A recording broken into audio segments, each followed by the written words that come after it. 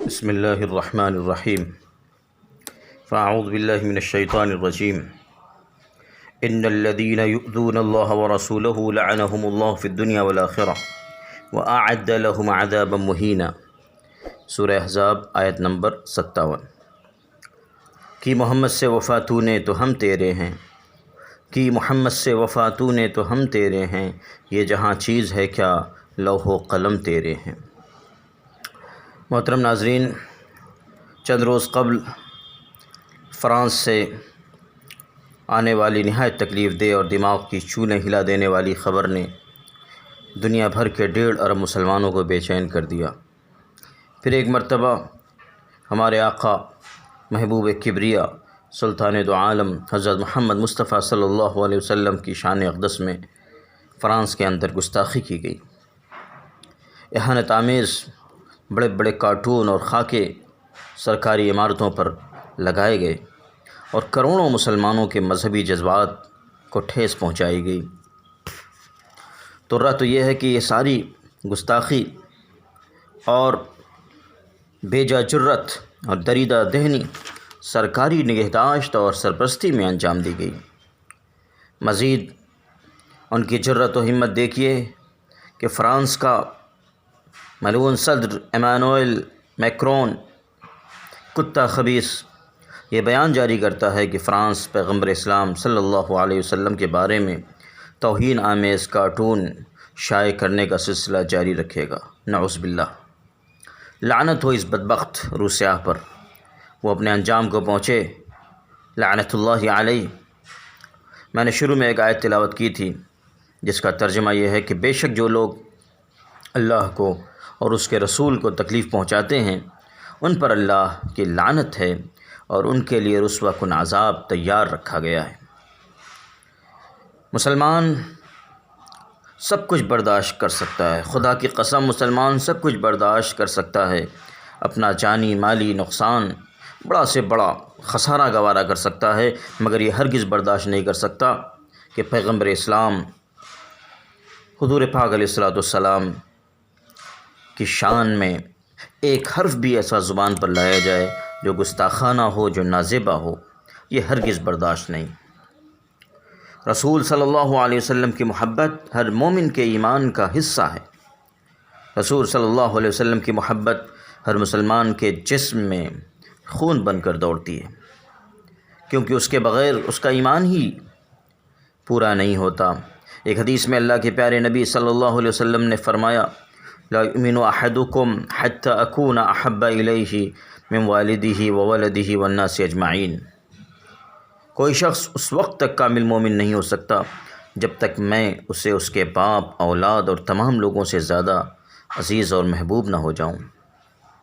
محترم ناظرین، ہمارے پاس ہے کیا سوائے اللہ کی رحمت کے اور حضور پاک علیہ السلام کی محبت کے؟ حضور اقدس صلی اللہ علیہ وسلم کو برا بھلا کہنے والا، آپ کی شان میں نازیبہ کلمات ادا کرنے والا، خواہ کوئی ایک فرد ہو یا کوئی جماعت یا حکومت، یہ اپنے ذہنی دیوالیے پن کا ثبوت دے رہے ہیں۔ ان کا مقصد یہ ہے کہ مختلف مذاہب کے درمیان نفرت پیدا کر دیں، اور یہ گندے خبیث یہ چاہتے ہیں کہ یہ واقعات اتنے تسلسل کے ساتھ ہوں کہ مسلمان بے حس ہو جائیں اور وہ اپنے نبی کی بے حرمتی پر بھی خاموش رہنے لگیں اور رفتہ رفتہ اس کے عادی ہو جائیں، نتیجتاً اپنے ایمان ہی سے ہاتھ دھو بیٹھیں۔ لیکن مسلمان ان کے ناپاک منصوبوں کو کبھی کامیاب نہیں ہونے دیں گے، وہ اپنا احتجاج اور غصہ درج کراتے رہیں گے اور ایسے گستاخوں پر اللہ کی زمین تنگ کرتے رہیں گے۔ محترم سامعین، شان رسالت میں گستاخی کا یہ واقعہ نیا نہیں، زمانۂ رسالت سے لے کر آج تک یہ ناپاک سلسلہ دشمنان اسلام نے جاری و ساری رکھا ہے۔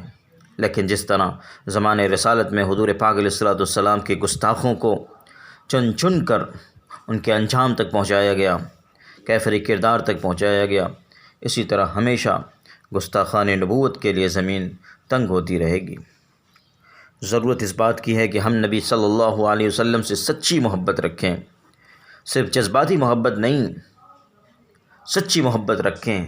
ایسی محبت نہیں جیسی محبت اپنے باپ سے ہوتی ہے، جیسی محبت اپنے خاندان کے کسی فرد سے ہوتی ہے کہ اس کی شان میں باپ چاہے جیسا ہو، ہم اس کی شان میں کوئی ایک نازیبہ بات برداشت نہیں کر سکتے، اس کو گالی دی جائے تو ہمیں برداشت نہیں ہے۔ ایسی محبت نہ ہو، محبت ایسی ہو حضور کی جو ہمیں حضور کی سنتوں پر عمل کرنے پر آمادہ کر دے، جو ہمیں حضور کی اطاعت پر آمادہ کر دے۔ ضرورت ہے، ہم پر فرض ہے کہ ہم آپ کے طریقے کو اختیار کریں، سنتوں پر عمل کریں۔ ناظرین، شان رسالت میں گستاخی کا جرم عظیم کرنے والے ہمیشہ اپنے انجام تک پہنچتے رہے ہیں۔ کچھ سالوں پہلے ڈنمارک کا گستاخ اپنے گھر میں لگی آگ کی زد میں آ کر جہنم رسید ہوا تھا۔ اسی طرح یہ اطلاعات آئیں کہ فرانس میں بھی زبردست آگ بھڑک اٹھی ہے جو قابو سے باہر ہو گئی ہے۔